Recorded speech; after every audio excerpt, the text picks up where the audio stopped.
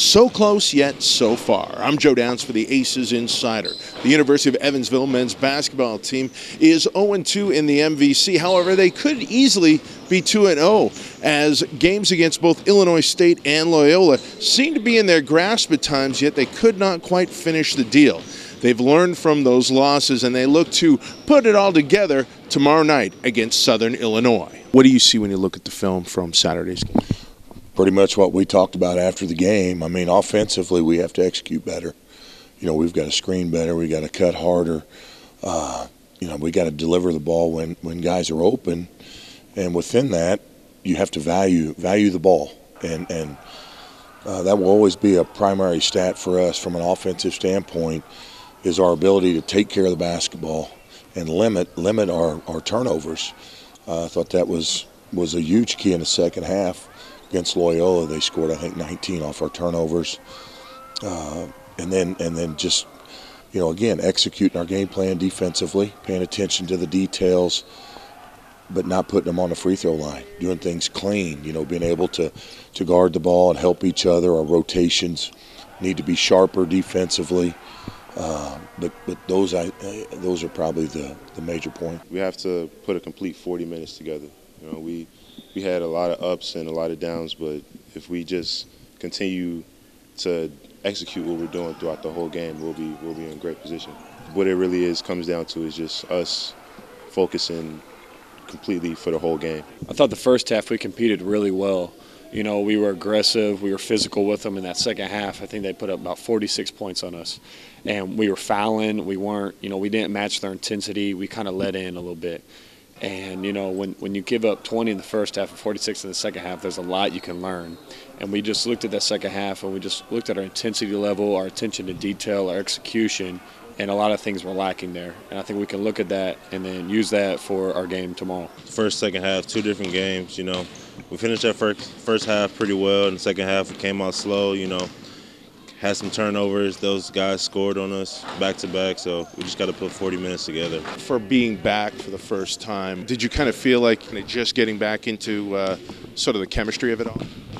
I mean, maybe a little bit. I think I definitely made some bad decisions that probably maybe I wouldn't have made had I been kind of back into it a little more. But, I mean, I just got to try to work every day to just get back to where I was before. I was just talking to Drew a little bit. You know, that was his first action in a long time, and you know, a couple of those turnovers he had was just not being out there, you know, with that contact, with that ball pressure, things like that. And then, like you said, just five guys. You know, for a while there, we didn't have Ryan, and then Drew dropped two, so we were playing with Noah, Marty, John.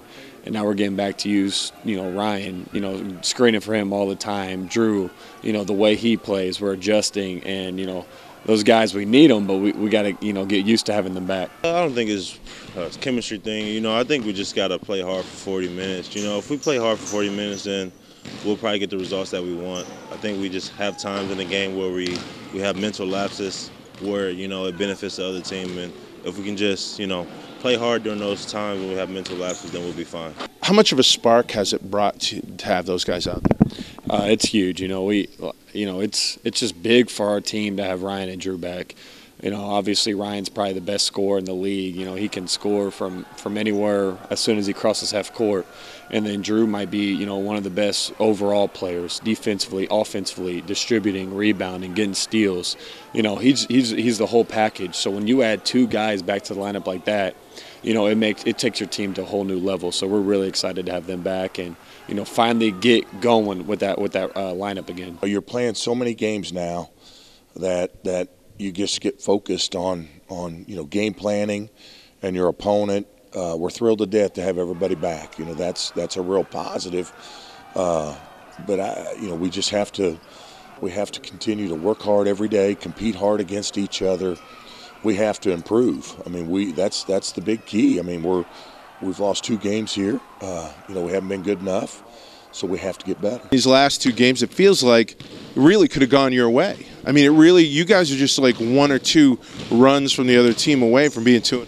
Yeah, and that's the thing, we're trying to, focus on in practice, just finish in practice the whole hour, hour and a half, however long we go in practice, just go hard for that whole entire time. We haven't played as well as we wanted to the first 2 games, but I mean, we definitely saw some good things, and we've also we've seen the things that we need to improve on. So I think we're at a good spot. I think that everybody's working hard, and they're kind of buying in a little more to what Coach is telling us, so I think we're moving in the right direction. So the Aces will look to turn their scars into stars tomorrow night in Carbondale. Tip-off is at 7 o'clock, and of course we'll have pregame and postgame coverage on the Aces Instant Replay. For the Aces Insider, I'm Joe Downs. And remember, you can keep up with all things Evansville athletics on GoPurpleAces.com, as well as Facebook, Twitter, Instagram, Snapchat, and our YouTube channel.